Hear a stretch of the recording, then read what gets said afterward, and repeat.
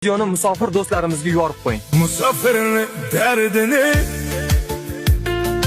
Allohga aytar zor zor. Sevinch yomon ko'ksini tilga urar zor zor. Musofirning dardini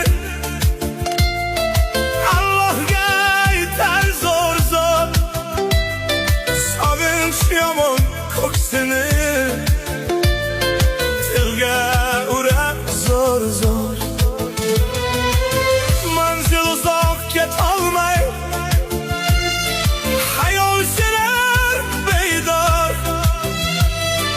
Oynaga ham qarolmay o'ylam deydi zor zor. Musofirning dardini almahdan o'zga bilmaydi. Hayot yigit mardini ko'p qiynaydi, sinaydi.